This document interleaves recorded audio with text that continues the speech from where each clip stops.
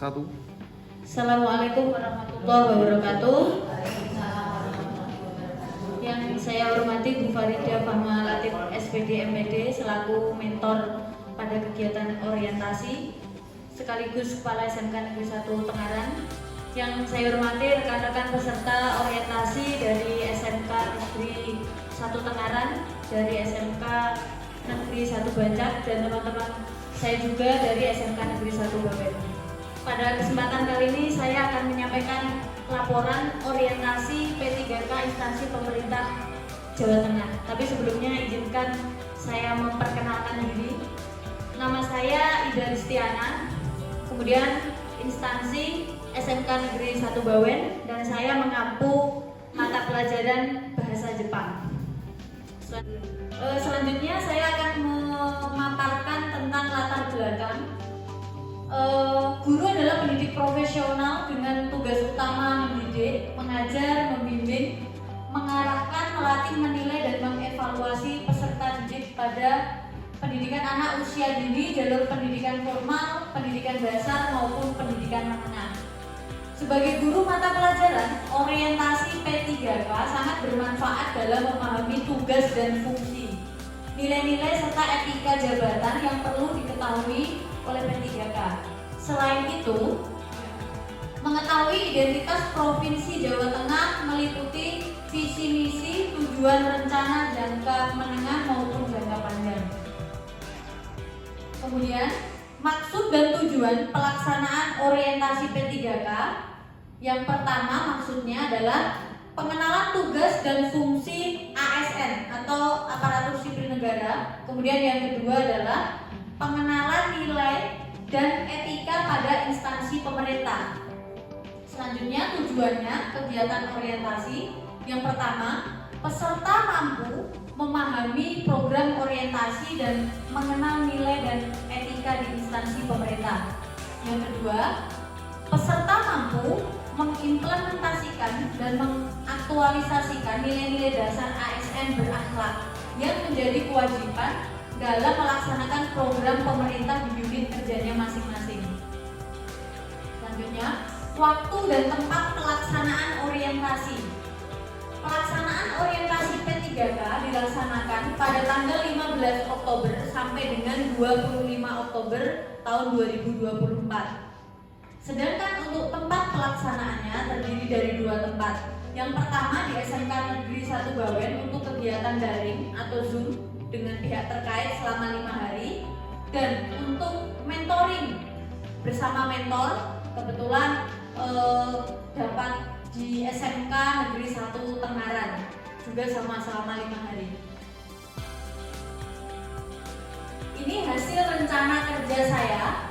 Hasil rencana kerja saya kebetulan saya mengambil untuk KOSP atau kurikulum operasional satuan pendidikan. Rencana hasil kerja pimpinan yang diintervensi terkelolanya pelaksanaan pembelajaran yang berfokus pada implementasi KOSP itu sendiri. Kemudian untuk RHK saya P3K yaitu terlaksananya pembelajaran melalui perencanaan dan perangkat penilaian asesmen yang mengacu pada kurikulum operasional satuan pendidikan. Kemudian ada 3 aspek: kuantitas, kualitas, dan waktu. Untuk kuantitas ada 1 laporan yang saya rencanakan. Ini nanti berarti dalam bentuk 1 bundle perangkat pembelajaran seperti itu. Kemudian untuk kualitasnya saya rasa menargetkan 90%, dan untuk waktunya saya menargetkan 1 bulan agar pembuatan perangkat pembelajaran ini bisa terselesaikan. Kemudian yang keempat adalah indikator kinerja individu. Indikator yang saya ambil adalah bagaimana tersusunnya perangkat pembelajaran bisa terselesaikan dari waktu yang saya tentukan. Kalau bisa adalah tidak boleh lebih dari 1 bulan. Kemudian yang kelima adalah target. Ini ada hubungannya dengan aspek yang saya rencanakan, yaitu nyambung. Kuantitasnya adalah dalam bentuk 1 dokumen perangkat pembelajaran. Kemudian yang kedua, kualitasnya masih sama 90%. Kemudian untuk waktunya sebisa mungkin dalam waktu 1 bulan terselesaikan. Next. Kemudian yang tahapan ke-6 yaitu kegiatan dan tahap itu sendiri. Untuk menyusun modul ajar, tahapan yang pertama adalah menyusun CP dan ATP. Karena tanpa menyusun CP dan ATP kita tidak bisa membreakdown bagaimana perangkat pembelajaran atau mungkin fokusnya di sini adalah modul ajar yang akan saya susun. Kemudian setelah selesai, tahapan yang kedua yang saya lakukan adalah saya akan berdiskusi dengan atasan, terutama karena ini dalam bidang kurikulum, saya akan berdiskusi dengan pakar kurikulum tentang CP, ATP yang sudah saya susun dan akan saya breakdown ke pembuatan modul ajar. Dan tahapan yang terakhir adalah saya akan membuat modul ajar itu sendiri. Kemudian yang ketujuh adalah output kegiatan. Harapannya dari 6 tahapan yang sudah terlalui, output dari kegiatan ini adalah modul ajar yang saya rencanakan bisa selesai, yaitu dengan tersusunnya modul ajar.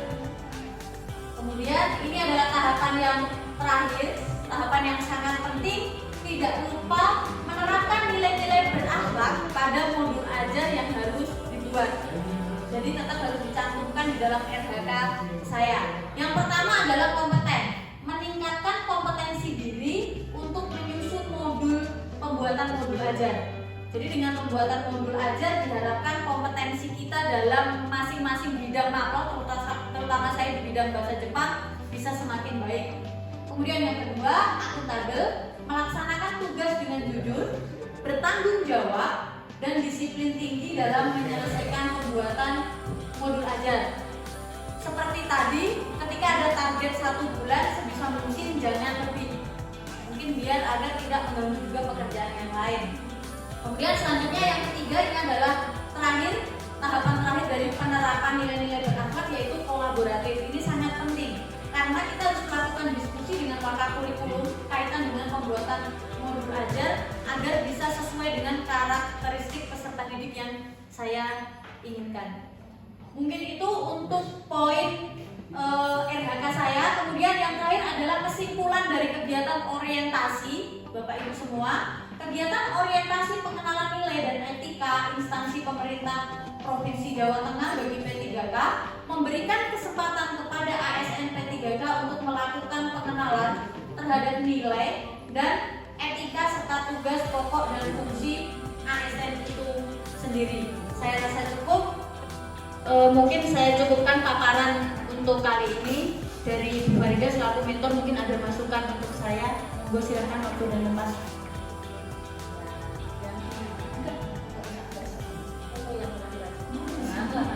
Nah, ini seorang juga mendokumentasikan gitu.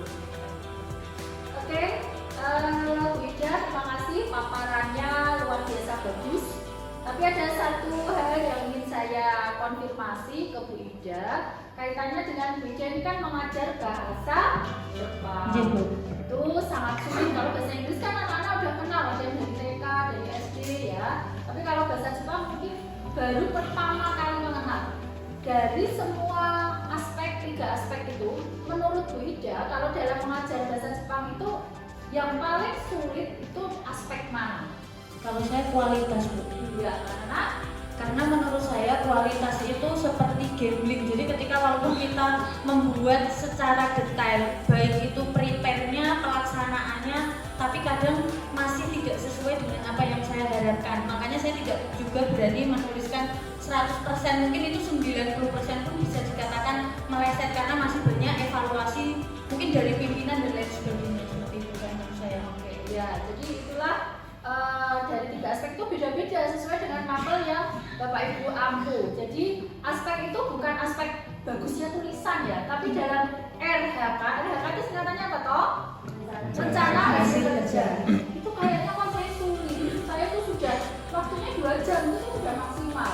Tapi secara kualitas saya belum bisa mencapai itu. Karena apa? Kalau kuantitas murid-muridku semuanya ikut kok. Tapi mereka itu loh untuk mengucapkan satu kata yang benar sesuai yang diharapkan bahasa asing itu mungkin hanya sekian persen. Karena sekaligus kita belajar Bapak Ibu gradasi dari masing-masing berbeda-beda. Jadi monggo nanti dievaluasi lagi caranya seperti apa, dan tidak harus 100%, tetapi bagaimana kita berusaha supaya lebih baik lagi. Terus kalau 100% boleh nggak? Boleh banget, karena jangan merasa oh semua anak udah KKN, waktuku juga sudah sesuai dan sebagainya. Itu ya beda. Terima kasih, sukses selalu. Terima kasih Bu Farido untuk masukannya, semoga menjadi perbaikan ke depan. Mungkin saya akhiri untuk presentasi laporan hari ini. Terima kasih. Assalamualaikum warahmatullahi wabarakatuh. Waalaikumsalam.